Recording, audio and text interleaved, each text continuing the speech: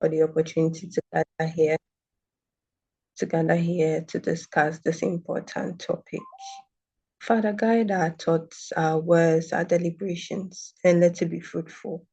In Jesus' name have we prayed with thanksgiving. Amen. Amen. Thank you very much, Rhoda.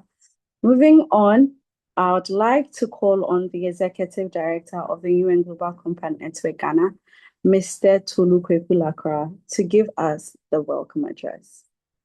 Over to you, Tolu. Thank you, Nanaya. Distinguished guests, representatives from the Ministries of Environment, Science and Technology, Finance, Fisheries, Labor and Employment, and Transport, financial institutions, and private sector colleagues. Good morning. It is a pleasure to welcome you to this workshop.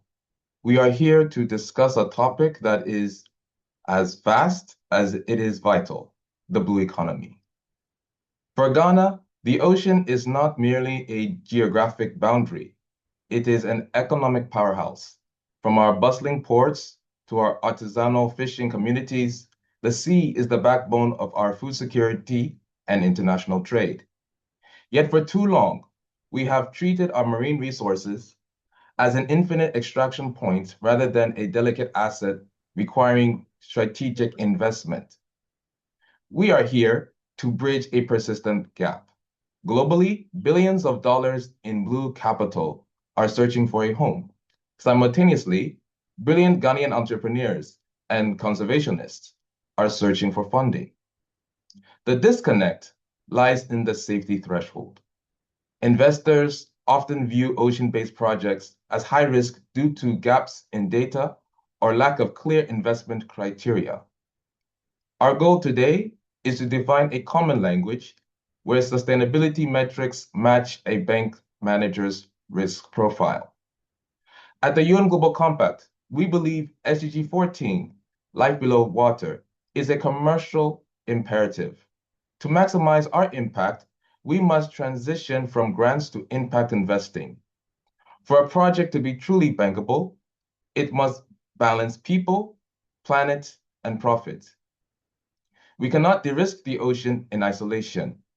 We need blended finance models where government policies provide stability and the private sector provides scale.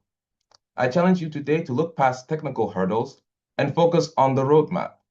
Let us define the standards that will turn perceived risky maritime ventures into bankable blue assets. I look forward to hearing your innovative ideas that will emerge from our discussion today and welcome you once again. Thank you for your attention. Nana, back to you, please. Thank you, Tolu. That was a very insightful welcome address. Now, I'd like to call on our country lead of the Ocean Centers Ghana, Nana Kwabna Boachin Poampong, to give us an introduction of the Ocean Centers.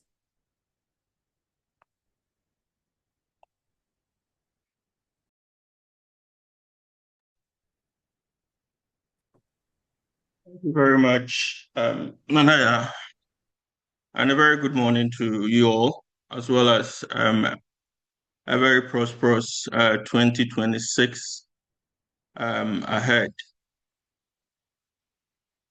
Let me share the slides.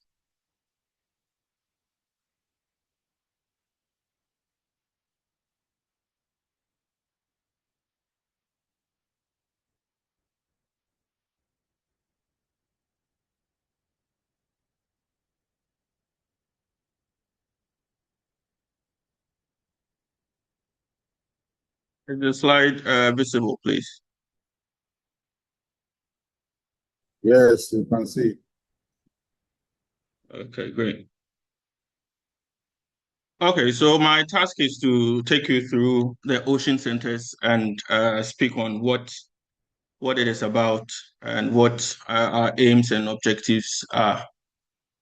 So by way of introduction, we'll begin from the importance that we derive from the ocean economy, which will not be new to most of you in view of your working areas. So we derive a lot of benefit from our oceans, fisheries and aquaculture, the biotechnology, the renewable energies, the coastal tourism, and a host of others. In Ghana, we cannot underestimate our reliance on the ocean economy. As an import-driven economy, we depend so much on maritime transport, which is just an aspect of the ocean economy. We have about 80% of our imports coming through the maritime system. And so the importance of the ocean economy cannot be underestimated for Ghana and a lot more countries globally. Fisheries and aquaculture, we are also aware of the importance of fisheries in our Ghanaian ecosystem. The statistics show that about 10 million people out of the 33 or 34 million people derive some benefits directly or indirectly from the fisheries sector. It's contributing about $1 billion to our economy annually. And the entire maritime or ocean economy space covers between 7 to 10% of our total GDP. And so the importance of the ocean economy to Ghana cannot be underestimated. Globally, it is estimated at around $2.2 trillion, and it is moving up as the statistics and the data confirm.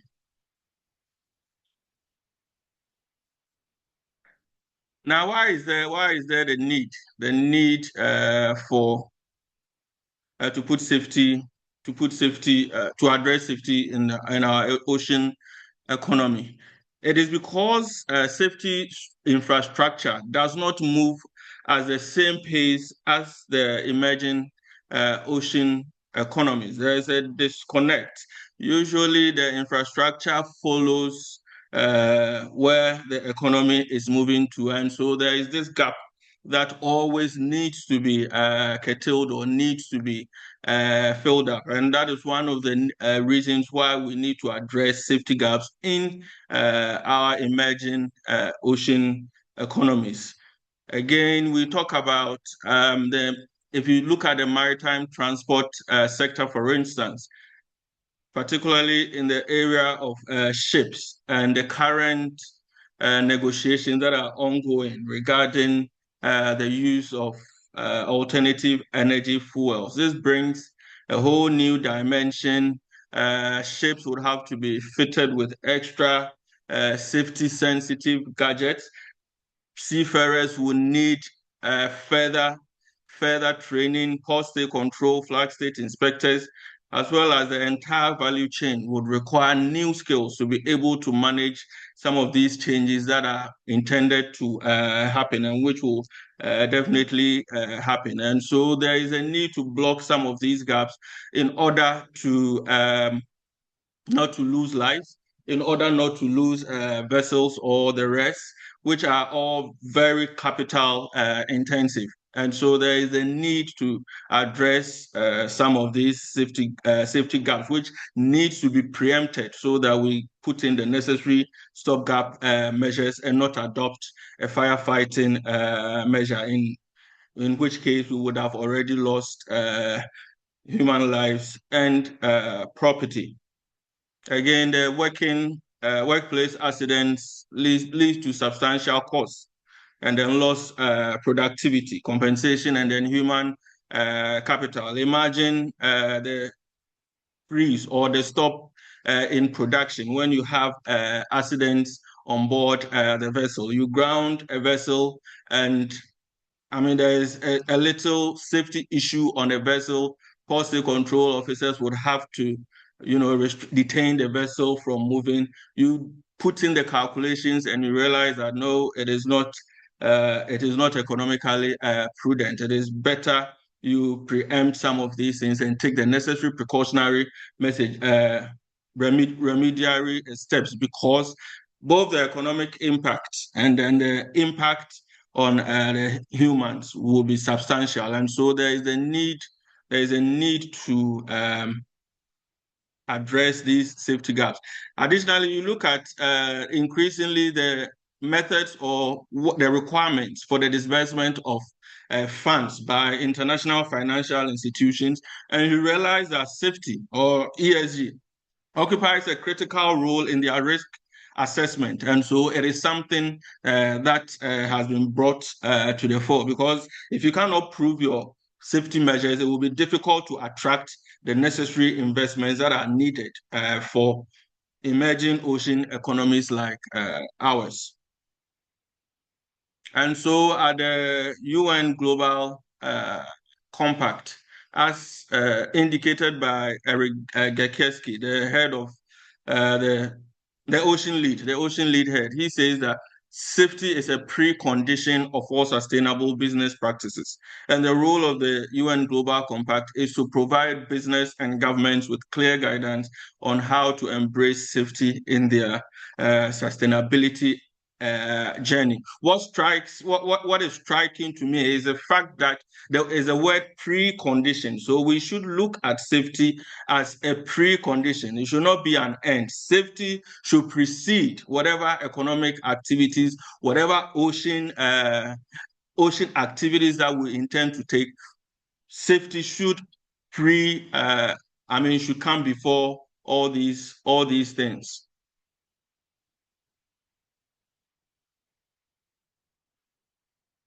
Ocean centers, what are they? So it's a partnership. It's a partnership initiative between the United Nations Global Compact Ocean Stewardship Coalition, which is a convener of key stakeholders in the ocean industries. And it has over 20,000 members participating in the in the UN Global Compact. So that shows the enormity of the membership, and it's a global institution that is leading this, and it is supported by the Lloyds Register Foundation, and which is a safety charity based in the United Kingdom, and has its aim of making all activities safer in all aspects, in all industries. And so it is a partnership collaboration between these two giants.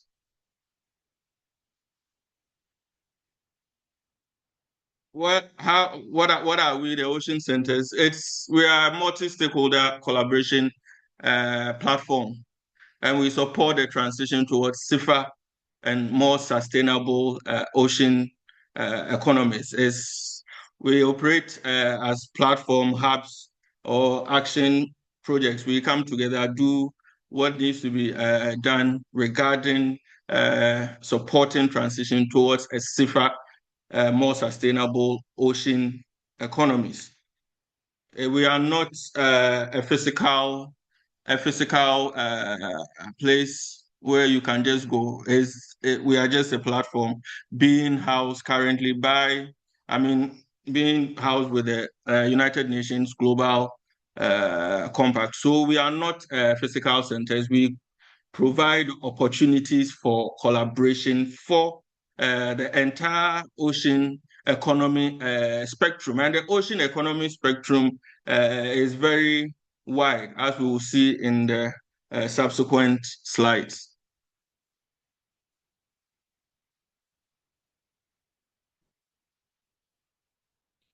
How do we intend to, what are the aims of our centers? So we seek to provide opportunities to influence standards, policies, and requirements. We are cognizant of the national institutions that have that have these roles to play nationally. What we are doing is to create platforms to influence the standards and the policies that come about by these national agencies, and it is not to usurp the activities of any national agency. As I have indicated earlier, we are a platform without even a physical center, and so we are only seeking to provide opportunities to influence the standards, as well as provide access to guidance and best practices and finance, looking at our host, the United Nations Global Compact, and then our partner, the Lloyds Registered Foundation. They command quite a sizable experience and expertise when it comes to these areas. When it comes to business sustainability, the United Nations Global Compact has been in this space for a considerable time, and they have built tremendous expertise which can be shared when it comes to the ocean centers.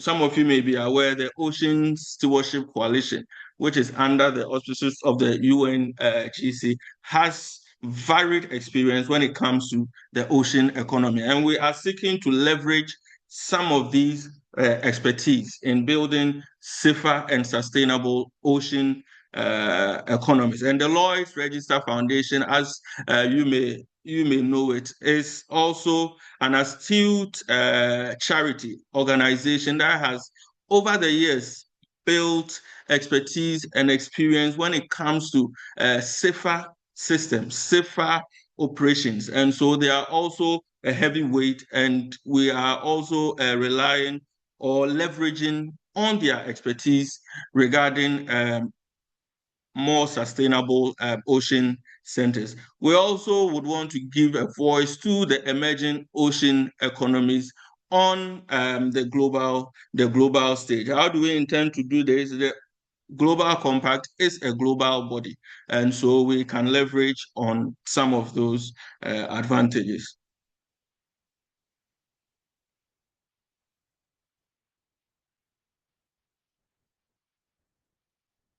When it comes to our stakeholders, as indicated earlier, the ocean economy is vast, and we need to involve the voice of each and every person that is involved. And so we are dealing with all players in the industry. We've created an enabling platform for all these stakeholders to be able to,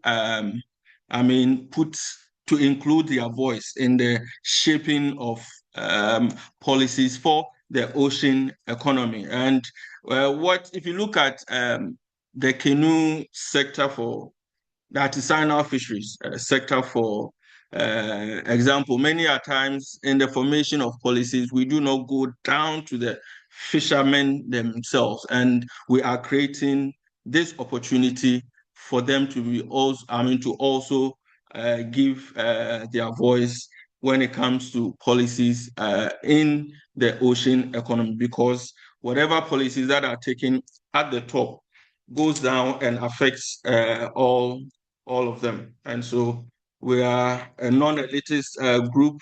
We are open to each and everyone who has a role to play in the ocean economy.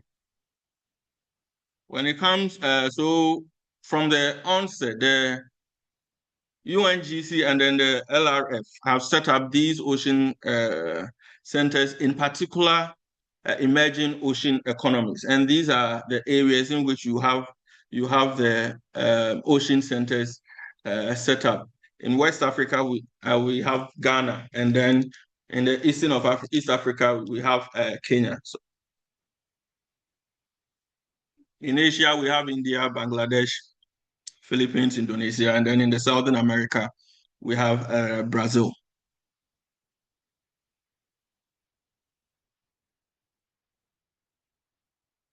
So the ocean centers will help accelerate the sustainability journeys. And we intend to do this by identifying the safety risk and then the resilience opportunities. And this will be done through our platform collaborations. We have already started doing this through our engagements with industry, through the workshops we are having. And this is the fifth in a series of eight covering various topics. Also connecting with Blue Finance, which is a major a major driver of every economy, and the ocean economy also included. And so we are looking at ways to connect with blue finance for the emerging ocean economies. And then we also aim to shape and then improve the standards and skills in the blue economy industries, as well as fostering locally led leadership and solution-driven actions. That is one of the unique features of the Ocean Center. It's not a copy and paste approach. When international instruments are being adopted, they provide the basics, the standards, and through this partnership, we are looking at ways where we can drive locally driven solutions to meet some of these instruments. And so it has, in one of our workshops, it has come out that the artisanal fishes, the type of live vest, the type of live vest that they use, they have indicated that ergonomically it is not suitable for the type of work they are doing. And so those are areas that we would look into in the coming phases of the Ocean Center's work.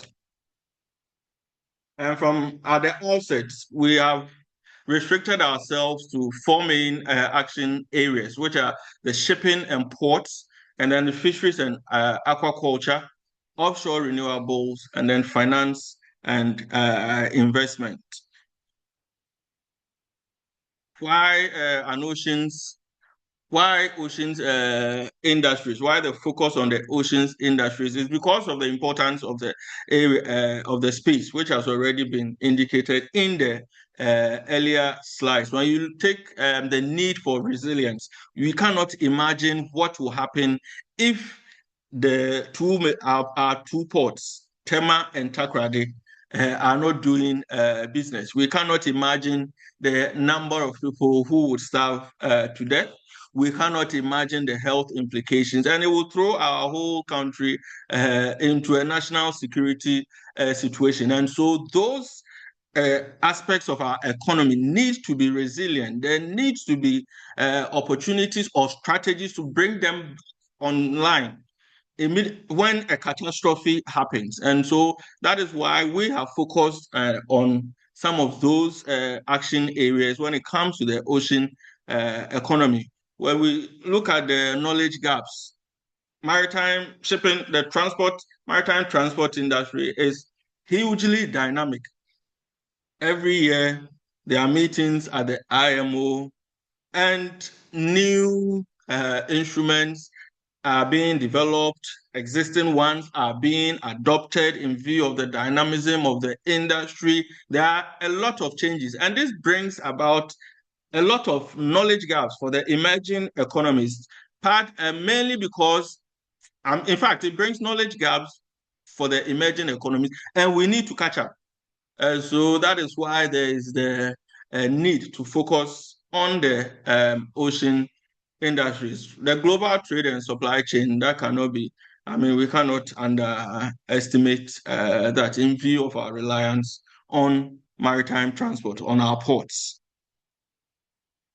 And then there are the membership categories. We have the knowledge partners, the ally partners, and the members. And I would encourage you to join. We have about 45 members so far, comprising ministries, departments, and agencies, as well as private companies. And I'll take this opportunity to encourage each of you to,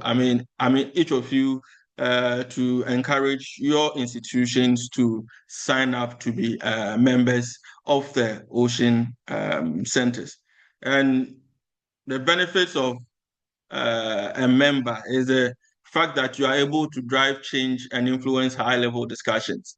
And then you would receive guidance to assess blue finance, and the opportunity to join funded projects and initiatives, collaborate with sectors and industries, assess local and global networks, as well as visibility and credibility. You would be able to leverage on the credibility of the United Nations Global Compact, a UN agency, as well as the Lloyds Register Foundation, an organization that has been acknowledged worldwide as a safety charity.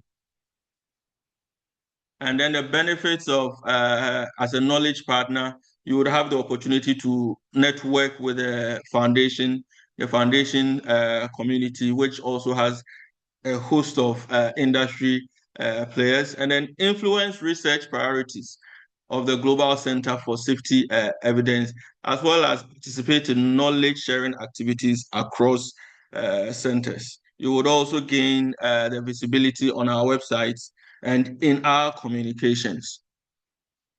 And then for the ally partners, you are recognized as a trusted ally.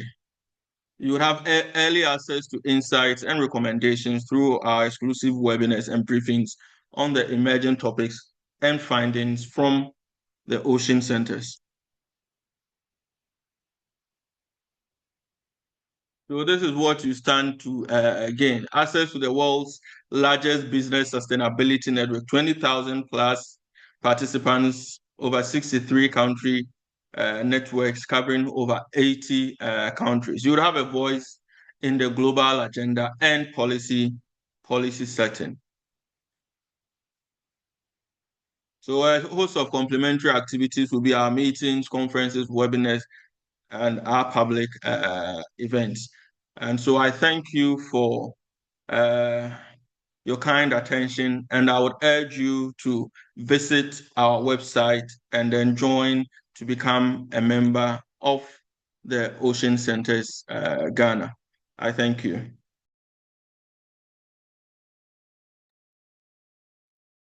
Thank you very much, Nana Boache. That was a very insightful presentation. And as he mentioned, if any of you are interested in joining the Ocean Centers Ghana, please reach out to any of us, and we are grateful. We are available, and we would help if you need any assistance. Thank you. Now, moving on to our first guest speaker for today, I am pleased to introduce Jerotich Karoni, an investment manager at the Private Infrastructure Development Group, where she focuses on growth equity investments in infrastructure businesses across emerging markets. She works within Infraco, PIDG's project development arm, leading investment screening, valuation, deal structuring, and capital deployment. She also brings strong expertise in assessing commercial risk, governance, and investment readiness. She began her career in management consulting and now specializes in scaling infrastructure businesses through equity investment. I'd like to say a very big welcome to Madam Jerotich Karoni, who is giving us a presentation on capital and investment perspective, capital allocation, investment criteria, and eligibility thresholds for blue economy projects. Welcome, Jerotich. Thank you so much, Nana. I think you might have to stop sharing your screen so that I can. Okay. Or feel free to share the slides. Okay, sure.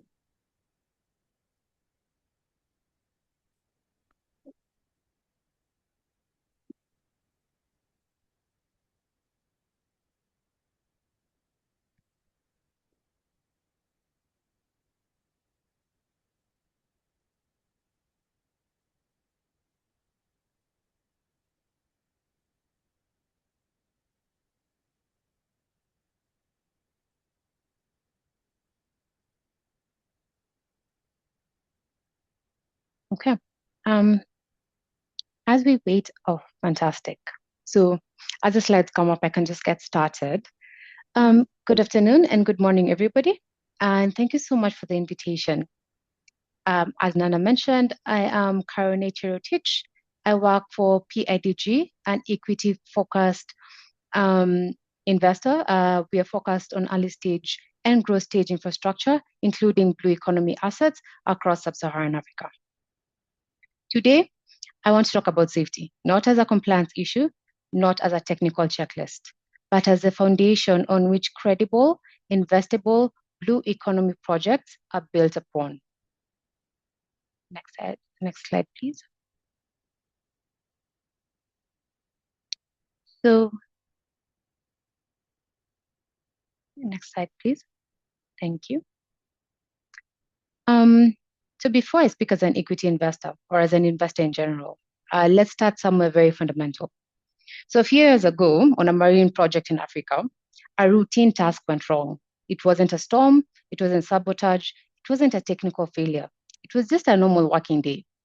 A safety system that should have been in place was not fully operational, and a worker did not make it home that evening.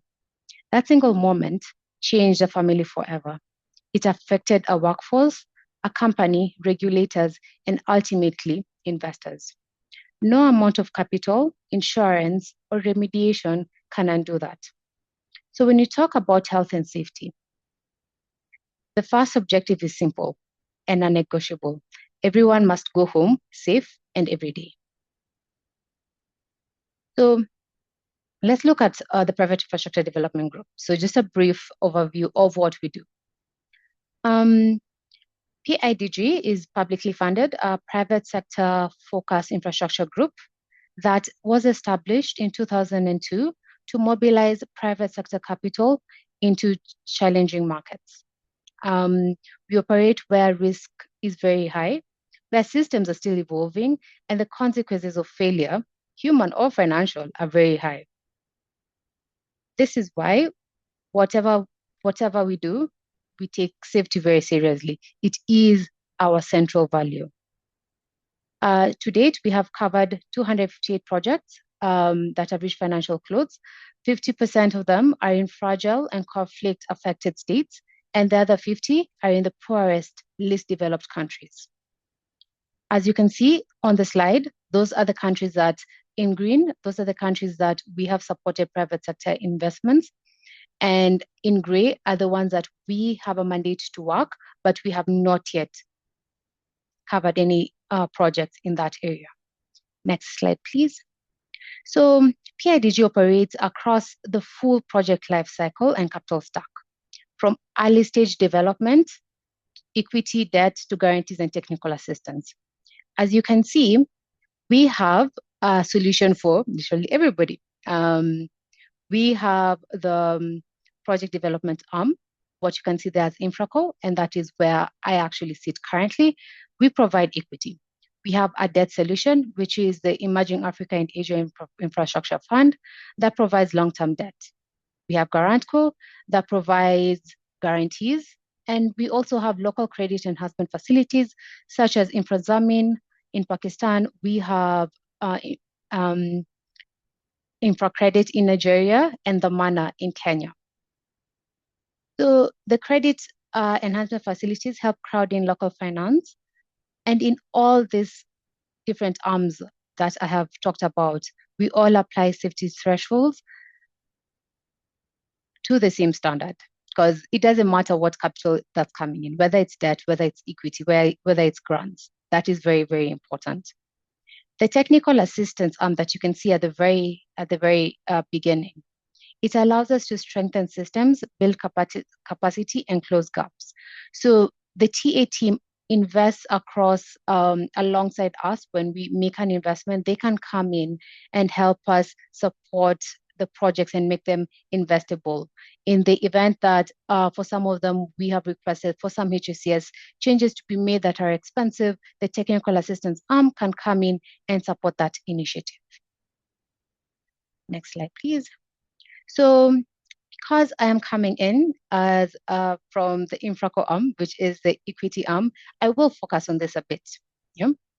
So we invest and develop infrastructure projects or platforms from a very early stage.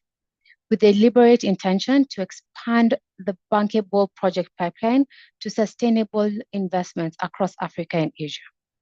Globally, up to 80% of infrastructure projects fail even before financial close. The failure is not because demand does not exist. It is usually because of execution risk, governance, and systems, including safety, that are not credible. We exist as InfraCo to bridge that gap. And safety discipline is part of de-risking from the very first day. As you can see there, we come in between the concept and advanced development stage, where very many private sector players would not want to come in. We come into the risk, get to the point where it is operational, and then we can exit. And after exit, we redeploy that capital into other new projects. Next slide, please. Development impact cannot be separated from safety. Jobs, access, trade, and climate resilience are very, very important, but are not sustainable if people are harmed while they are being delivered. Safety is embedded in how we define impact and not traded off against it. So at Pitch, we have 4 key areas that we focus on: people, planet, the wider economy, and market transformation. Under people, we want people to access new and improved, sustainable and climate resilient infrastructure. Under planet, we look at all our investments with a climate lens, focus on how to lower GHG emissions and to ensure climate resilience. Under wider economy, local project contracts, forward business linkages, fiscal revenues, and supporting growth and recovery in the markets we work in is very important. At the end of the day, strategically, we need to ensure that in the economies and the sectors we work in, we are developing those markets and transforming those markets. When Nana was speaking, he mentioned something about the blue economy is really struggling because new safety risks are fast emerging, but we don't have the technology to change that. And that's why we want to be part of the different sectors we work in. We want to be able to be part of the investors supporting technological change across these markets. All right, so next slide, please. The way in which our projects are designed, constructed, and operated is as important as commercial viability and development impact. So yes, value for money is important. Price is always going to be important. We want our projects to be commercially viable and financially sustainable. We want to blend both international and local context and ultimately have a legacy of new economic opportunities and new capabilities. We don't want to reinvent the wheel, but we want to ensure that we are applying proven solutions in new contexts and pushing the frontier of past experiences to improve the sustainability and impact on our work. We want to ensure that no one misses out on jobs or opportunities. Climate change resilience is a minimum, and we also expect good governance. But as mentioned, in all this, safety remains core to our values. Everyone should get home safe every single day, physically, mentally, and emotionally. So let's get into a little bit of our approach to HSCS across the investment lifecycle. I often get this question where people ask, how much time do you spend in doing financial due diligence versus health and safety? How much budget do you allocate to either? The thing is, it's basically the same amount of time as well as resources. This is because they're just as important for the sustainability of the whole project. So during very early, like when you're just screening the project, we do assess HSCS from the very fast approval process, where at this stage, we are not really focusing on perfection, but credibility. We want to know what are the key risks. Are management aware of the risks, and do they understand whether it is realistic and proportionate to approach and manage those risks? After that, we are able to get into due diligence, where at times we can get experts who are able to help us determine what is the exact quantum of the risks. Are the systems adequate? What do we need? Where are the gaps? And what does good industry practice look like? And where is the company? So consultants' findings in some companies are treated as advisory comments, but not at Page Group. We take this as conditions to be addressed. And most of the time, they're actually embedded in the shareholders' agreements contractually. And this is going to feed in during monitoring and governance. So because HSC's performance is monitored throughout the project lifecycle, from construction to operations. We do have an in-house HSCS team that provide continuous technical and governance support across the portfolio. Where required, targeted technical assistance comes from PHT, which I had mentioned earlier, is a technical arm of the business, technical assistance arm of the business. They support the implementation of agreed improvements. And what we usually push for, we just don't want HSCS to be something that's in the back burner. We want it to be a board level strategic priority, where safety is discussed in every single board meeting, where all board members know and appreciate the importance of ensuring everybody is safe. Next slide, please. So let's look more into what equity investors expect from blue economy projects. I think in terms of having a strong commercial fundamentals, that's usually very important, but it's not the only thing. Projects that treat HACS as compliance issues and something that they just want to tick a box are unlikely to progress and attract any capital. Credible HACS systems signal that the management is disciplined, they have operational maturity, they're able to scale without catastrophic risk, and early investment in HACS reduces friction in future. And the biggest common mistake or missteps that we hear from most entrepreneurs is, we'll fix that later. And that's never acceptable. We don't want informal or undocumented HACS systems because this ideally increases perceived risks. But remember, we don't expect perfection at this stage. We just want to expect credibility and ownership. We need to know that there's someone who's managing these risks. And what do we expect? A willingness to align with international good practice and openness to independent review and external standards. As mentioned, we do get external and experienced technical advisors to come in. Next slide, please. So when I've been talking about blue economy and the investments we make, we define that very broadly. We actually refer to both inland waterways as well as oceans and seas. I will talk about two examples, and this just happened to be within East Africa, and they are inland waterways, but they do apply to also oceans and seas. Nana, if you could please help me play the next video. Okay, a minute. So as she's getting that up, so we are going to be looking at one of our projects, which is called Water Bus. And we just want to show what safety means for end users. Water Bus is a project on Lake Victoria. It operates scheduled passenger ferry services connecting lakeside communities to islands and urban centers around the area.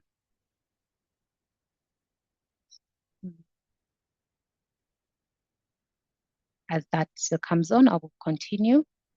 So prior to Water Bus, many passengers relied on informal canoes and small boats, which were often overloaded and exposed to weather issues, as well as they had very limited safety measures.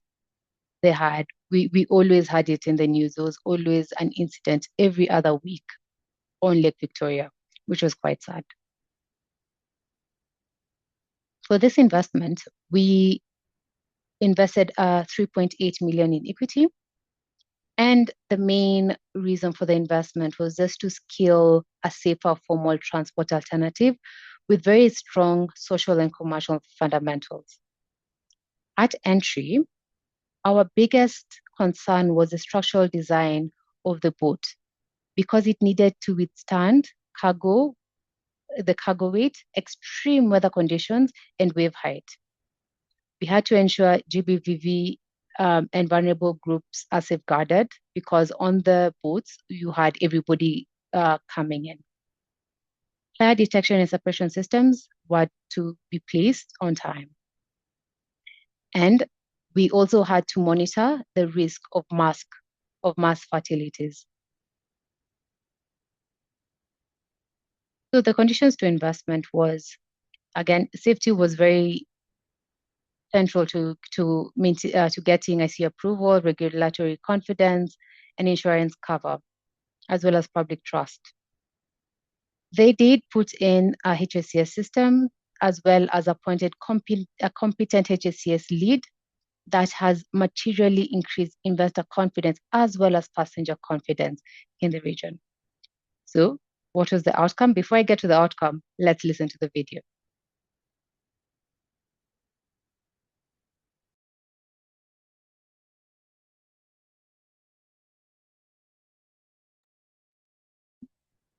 Sorry, we can't hear the sound. I'm not sure if it's only on my end.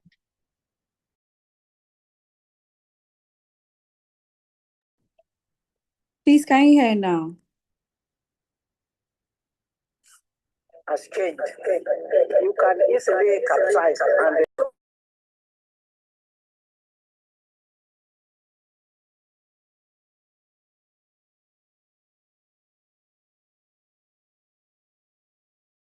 No, we can't hear it now.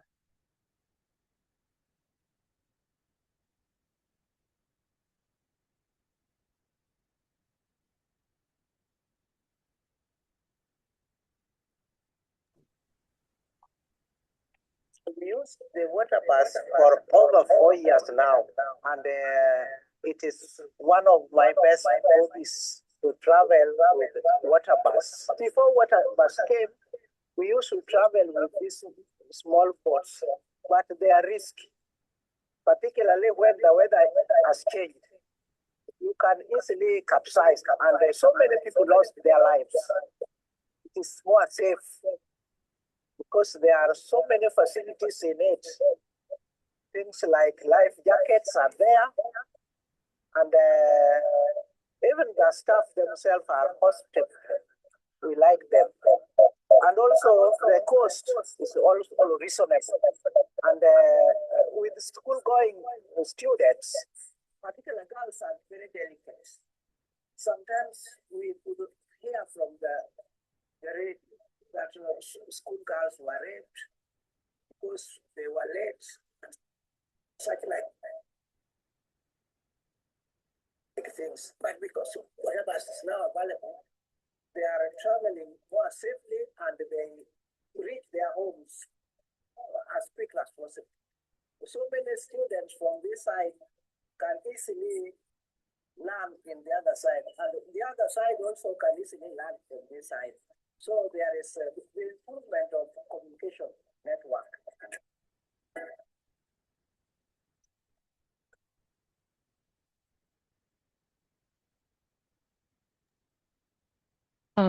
Thank you for that. Despite the slight sound issues, I hope we're able to get the message from that. He says that before this, they were traveling on canoes that were often overloaded. School-going girls were not very safe. Most of the owners of transportation around the area, they did not know about safety and did not put up any life jackets or anything that would protect them in case anything goes wrong. And now let's go back to the outcome. So where we're right now with water bus. So we are having safer and reliable transport for users. We have improved operational resilience and scalability of the business. And this has led to market transformation. And what do I mean? So the introduction of formal HSCS and safety standards at Waterbus has not only driven change within the company, but across the transport ecosystem, with informal operators also adopting the use of life jackets and improved safety practices in response to the customer expectations and peer benchmarking. So they're having their own customers coming to them and telling them, why don't you have life jackets? Waterbus has them. At the same time, for Waterbus, we built jetties where they could enable safely onboarding and offboarding of passengers. And that is currently being used by all other canoes and other companies around the area, which has reduced the risk of drowning as well as bilharzia that was very common in that area. The second example that I'm going to talk about is EMT, also in Lake Victoria, but a different region. This is on the Uganda side. It is a greenfield project that we invested 19.2 million in equity. The risks were very different from Waterbus because here we were constructing the vessel. So we had key risks such as vessel construction, confined spaces, hot walks, heavy lifting, and mass fatality risk. From an equity perspective, these risks were not manageable without systems. Investment could only proceed only because safety systems and international standards and post-investment HSCS were non-negotiable. Currently, the project is ongoing and the ferry service goes between Uganda and Tanzania. And what was the outcome? So while construction was ongoing, more than 300 personnel were trained, creating skills that have been carried onto other, not just in the sector, but onto other industries across the local economy. This has strengthened human capital and embedded safer practices beyond that of the project itself. We have, by setting and enforcing formal HSCS standards, the project has also reshaped customer behavior and operator expectations. Just like Waterbus, this has catalyzed safer behavior and safety norms across the wider economy and transport market. So let's go to the financial cost of inadequate HSCS systems. So again, I will say this. The first objective is everybody gets home safe. But in financial terms, equity absorbs the first impact of any HSCS or security issues. This is because that is the first lost capital. So revenue will be lost and cash flows will be disrupted. Cost escalations are bound to happen with any HSCS incident. Insurance might not cover it, and you might have higher premiums or exclusions that you are not aware of. Or at worst, there's a permanent value of impairment and just beyond this, just weak HSCS systems, even if an event has not happened, you'll have higher perceived risk premiums. That means the insurance premiums are going to be very high. Constrained access to full-on capital. As I mentioned, equity investors look at the level of health and safety standards that you have at the very first stage, not at the end of the investment. Increased scrutiny at refinancing or exit, as well as reduced strategic optionality. So imagine blue economy markets. The message is simple. Safety readiness must come in earlier in the project cycle. Investing in safety early reduces perceived risk, expands financing options, and improves long-term value. Weak safety does not save money, it actually repels capital. And just at the very end, there is a good practice note that PIDG worked in conjunction with BII and supported by ERM. And I will share the link to this. So it was just developed to position occupational health and safety as a core business and governance and investment issue. So it sets out why weak OHS is value destructive, leading to incidents, delays, lost revenues, and just some of the areas that I've mentioned. It's a very interesting note to read. And at its core, the message is very simple. Strong OHS protects lives, preserves value, and enables sustainable investment performance. Thank you.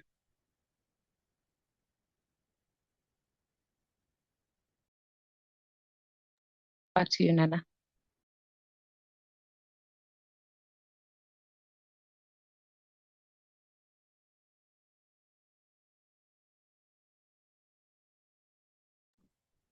Thank you very much. That was a very insightful presentation. I would like to also say thank you to everyone taking time and actually being here.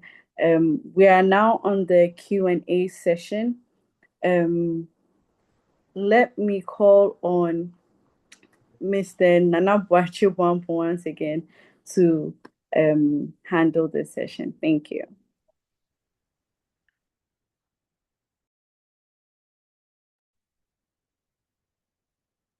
Thank you very much, Nanaya, and thank you, Gerotich, for that insightful presentation. Indeed, safety comes at the beginning of these projects, and it's something that investors now increasingly are looking out for. And so participants in the ocean economy in applying for some of these funds should have that at the back of their mind and begin with the safety aspects right at the inception of the project. With that said, we now open the floor to take questions for the PIDG group. I can see Mr. Apan's hand already up. Mr. Apan, you have the floor. Unmute. Okay. And shoot. Thank you very much. I hope you can hear me. Very well. All right. Thank you very much to those that have presented. It was very insightful and a pleasure to join and participate. Mine is just like a general comment on the current development in the maritime space. Like we know, on the 17th of January, the BBNJ agreement or the IC treaty came into force, and we have about 34 African countries that have signed, and out of that, only 18 have actually ratified that agreement, and we are working towards COP 1 of that agreement towards the end of the year or early 2027. So it's a challenge that we don't have most of our countries, inclusive of Nigeria. Nigeria have signed, it's yet to ratify, and I understand Ghana have ratified, but I'm sure we'll see other West African countries that have signed and other African countries. So I just want to find out, you talked about part of the activities of this platform, policy engagement and all of these kind of issues. I think this kind of treaty has a lot of implications if African countries do not ratify and fully benefit of this agreement, particularly around equity sharing and technology transfer that we know that we don't have. So my question will be, in what role can this platform play in terms of advocacy to these identified countries that are yet to ratify this agreement, so that we can step up advocacy and other related activities to make sure that we get as much African countries as possible that have signed this agreement to ratify. Thank you very much. We'll take other questions and then we answer them. And I actually have a question, but I'm finding it difficult raising my hand. Okay, Mr. Tete, please go ahead.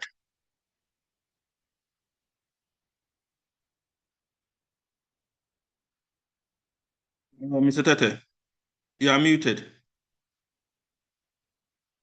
Oh. Can you hear me now, please? Yes, please. Okay. From the financing point of view, I would want to know if, for example, there is an investment in Ghana, maybe beyond the incident statistics. I want to know what proactive safety indicators, maybe audit results, training certificates, would be most valuable when you're assessing a project in a developing country like Ghana, maybe a maritime infrastructure project. What would be the safety management systems that you would use, or the safety indicators that you'll be looking out for, so that investors will be interested in investing in a country like Ghana? Thank you. We can take one more and then we.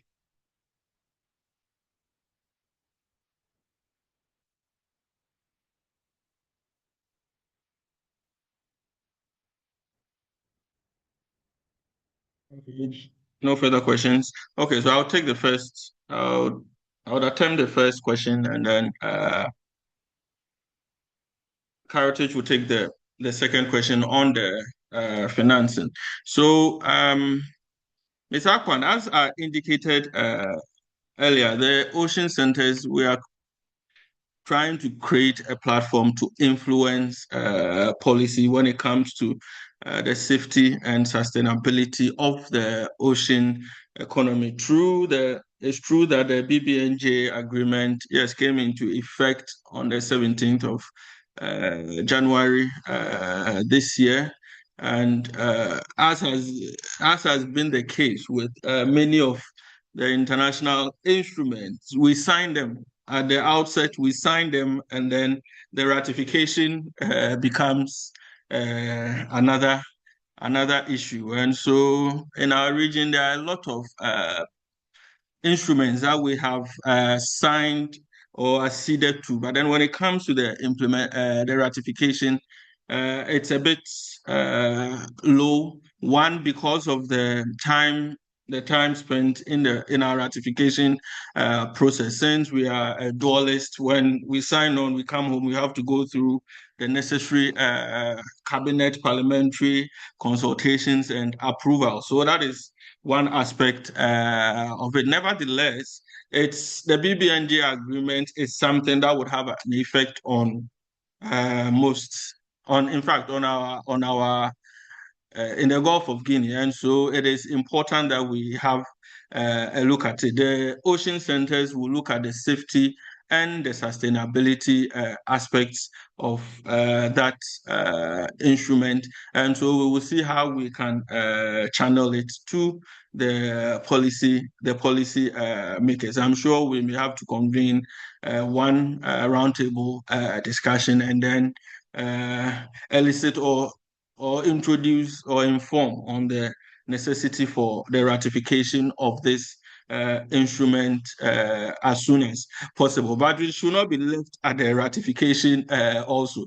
Enforcement and implementation is very necessary. And as you are aware, the BBNJ is a kind of a new area we are all venturing into. And so it's incumbent that the capacity building of our people is also taken into consideration. I think it's time that the African countries channel their energies also to the ISA, the International Seabed Authority, in view of the important discussions that are going on when it comes to the extraction of the minerals in the area.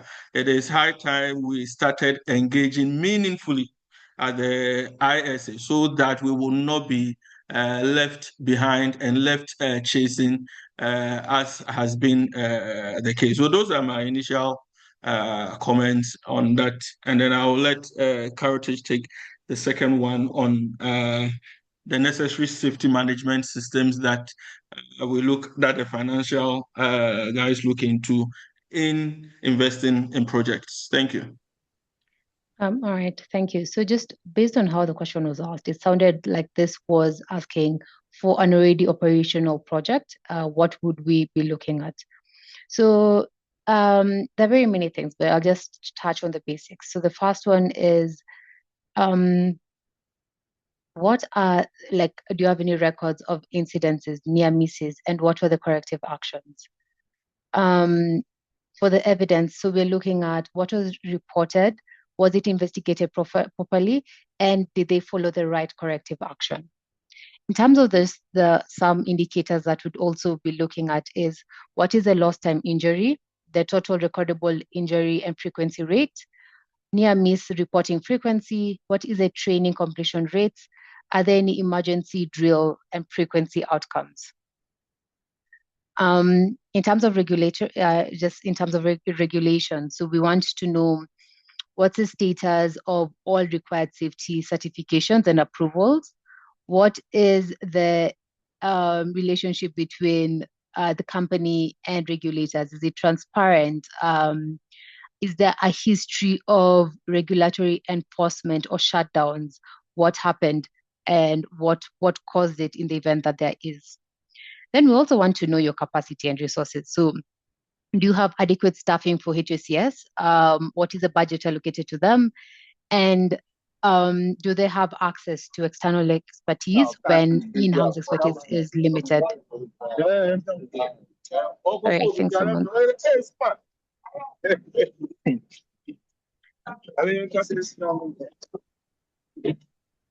Jerome, please mute. Yeah. And then just in particular in the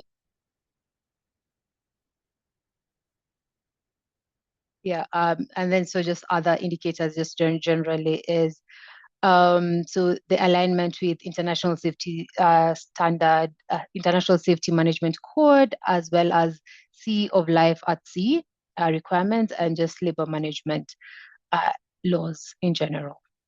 Thank you.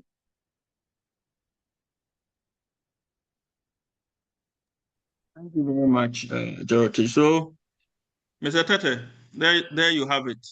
And so, from Dorothy's answer, what is striking is the fact that they are interested in the record of incidents and then near misses, and I think it's something that we may need to look at critically. Just the data collection of some of these incidents or near misses is quite absent, mostly in our system.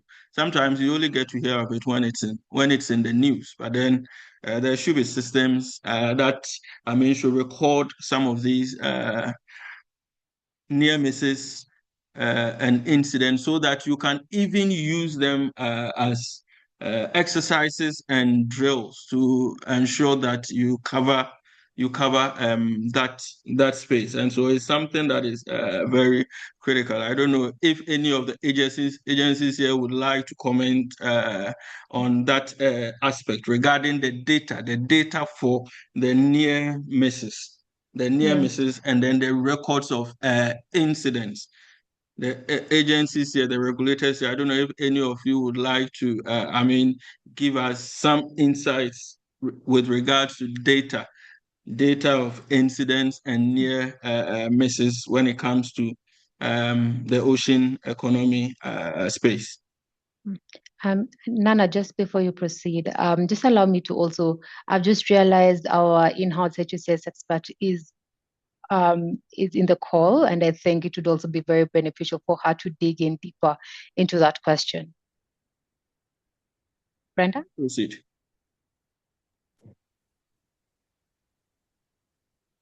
Hi, everybody. Hi, Karone. Thanks for looping me in.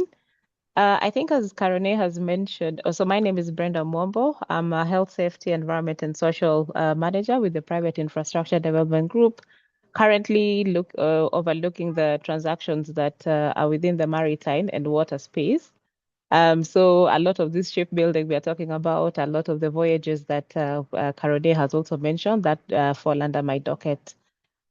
So I know there's always the pressure to have the emphasis on the incidents that have already happened, and of course that's the reactive indicators. But as we are coming into a project, there are very many things we look at. So we look at it from a design point of view as well.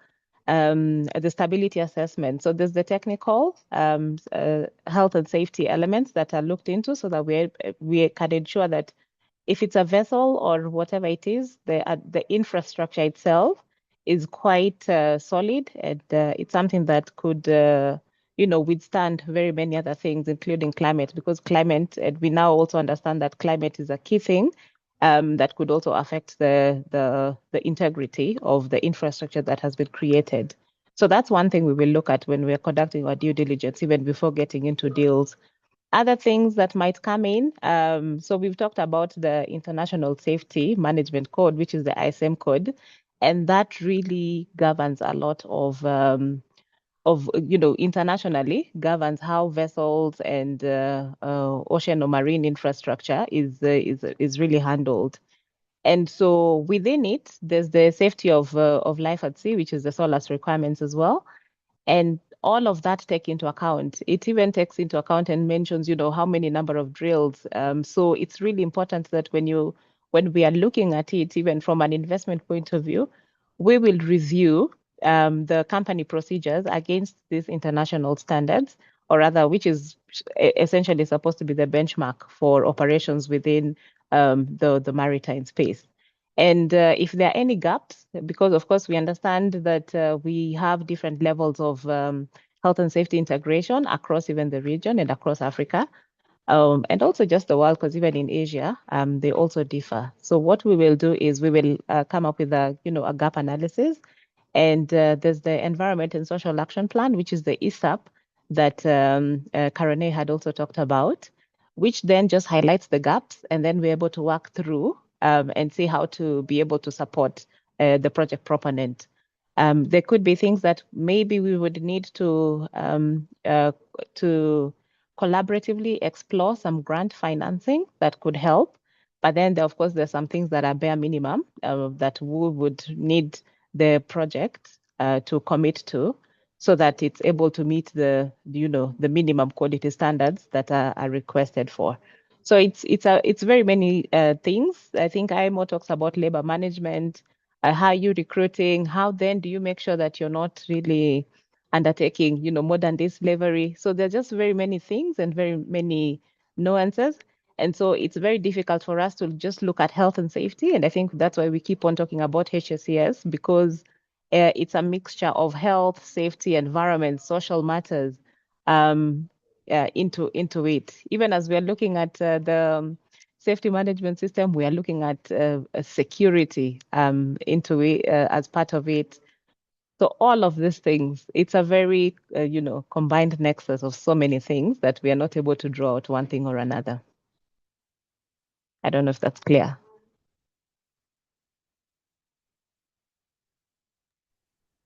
Yes, thank you very much, Brenda. That is very clear. Do we have any more questions?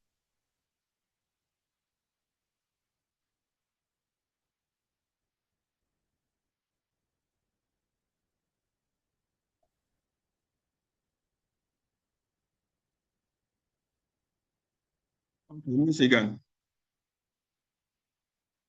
you are muted.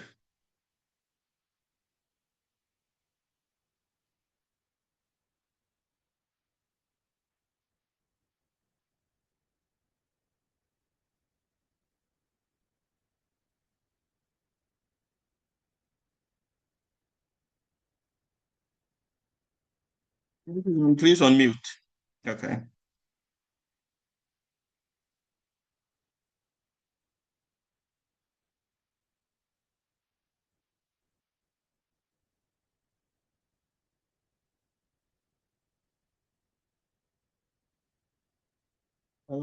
Please unmute.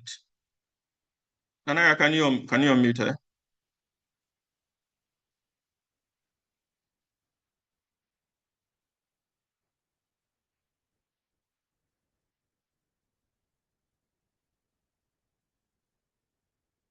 Hello.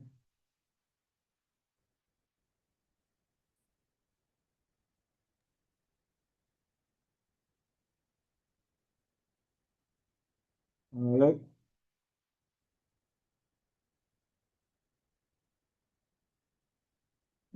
Can we proceed? If there are any more questions, if there are not, then I'll hand over back to the MC.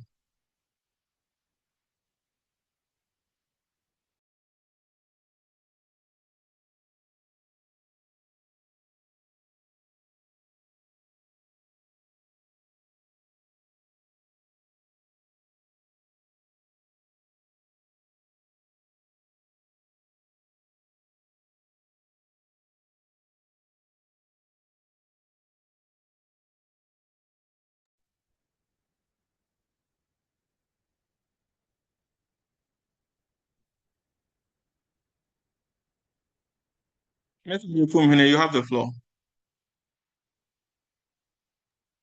Thank you very much, Nana. Also to mention, we had two guest speakers here today, but unfortunately, our speaker from Fidelity Bank Ghana will not be able to join us due to unforeseen circumstances. That's very unfortunate because I'm sure most of us here wanted to also hear what they had to say. However, we are still very grateful to you all for taking time off your very busy schedule to be here with us today.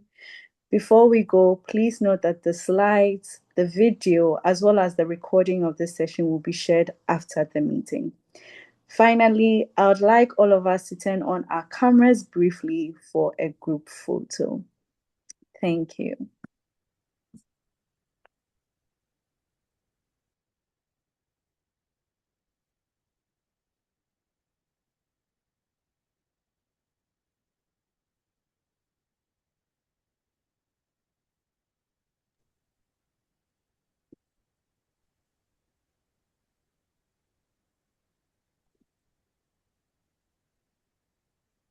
Hello, everyone.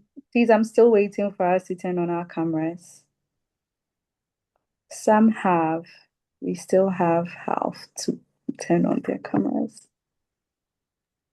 Should we smile? Yes, please. Please smile.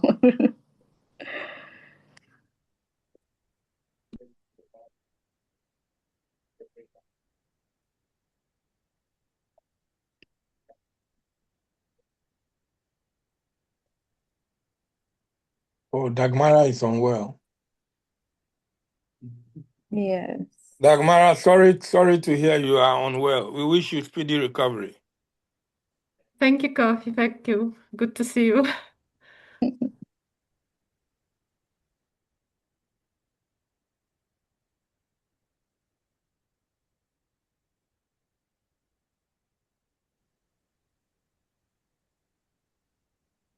Okay, thank you all very much for joining the 5th Ocean Centers Ghana workshop. We can't wait to also see you in the next workshop next month. Thank you and have a nice day. Bye. Thank you. Bye-bye. Bye. Bye. Niado, Yes, sir. I'll call you. There? I will call you. I'll call you. Okay, no problem.